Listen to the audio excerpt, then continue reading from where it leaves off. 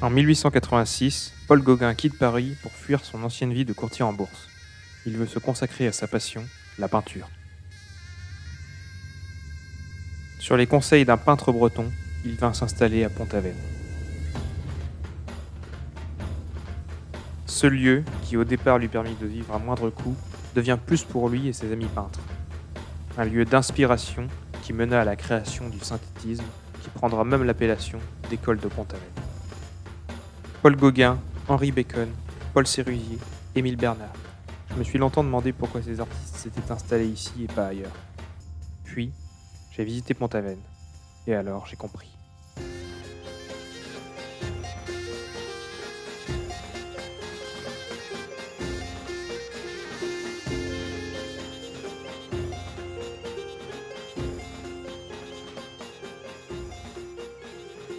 La petite ville de Pont-Aven est située au bord de l'Avenne, à l'endroit où elle s'élargit en un estuaire qui forme une ria, là où se trouve le dernier pont avant la mer sur ce fleuve côtier, d'où son nom. La commune exporte des pierres, du bois, du cidre, des grains et de la farine. Un quai est construit sur la rive droite de l'Avenne pour permettre l'essor du trafic. Elle exporta même des pommes de terre jusqu'au pays de Galles.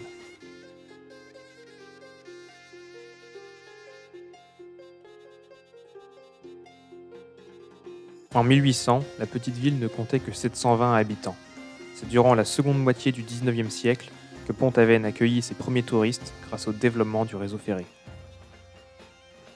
En 1864, un peintre américain, Henry Bacon, découvre par hasard la petite ville dont il tombe sous le charme. Le bouche à oreille fera le travail. Certains enseignants des beaux-arts conseillent à leurs élèves de venir séjourner à Pont-Aven. De nombreux peintres suivront ces conseils. On y retrouve de grands noms comme Paul Gauguin, Émile Bernard, Paul Sérusier.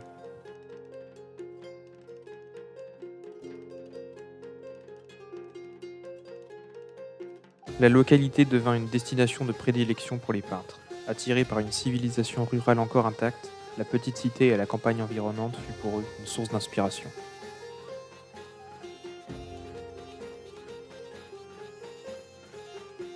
Ce petit port, ce chaos rocheux, cette rivière, et cette lumière qui se dégage de chaque scène, toujours différente selon la saison. C'est elle surtout qui inspira la colonie de peintres qui s'installèrent ici. Les pont-avenistes s'y adaptent rapidement et construisent les ateliers et infrastructures nécessaires. Les habitants, en costume, servent de modèle aux peintres. Les peintres français côtoient leurs homologues anglais, américains, danois ou encore finlandais. Quelques écrivains y séjournent également, comme Max Jacob. Aujourd'hui encore, on peut observer les scènes qui ont mené les artistes à créer leurs œuvres, comme cette balade au bord de la Veine, lieu où Gauguin donna une leçon de peinture à Sérusier, qui aboutit au tableau du Talisman, ce Christ jaune de la chapelle de Trémalo sur les hauteurs du village qui inspira Gauguin pour son tableau du même nom, ou encore le Bois d'Amour qui féconda la baignade au moulin du Bois d'Amour.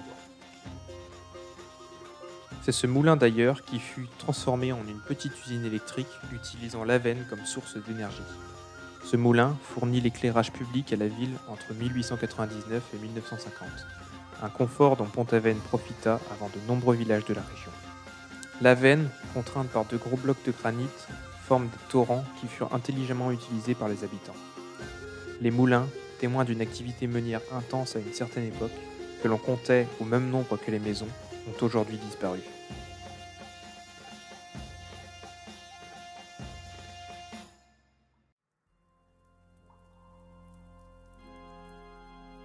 Sonne Noël, Noël, Noël, quand le Jésus saluait les cannes Noël.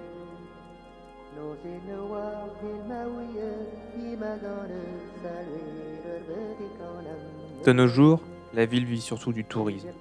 Elle est très visitée grâce à la renommée qu'elle a acquise depuis la fin du XIXe siècle.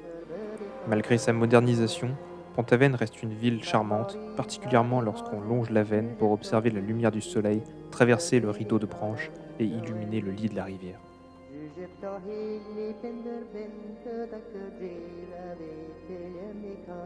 Il est alors facile de laisser faire son imagination, de rêver. Et comme disait Gauguin, il faudrait réapprendre à rêver et à ne plus seulement reproduire.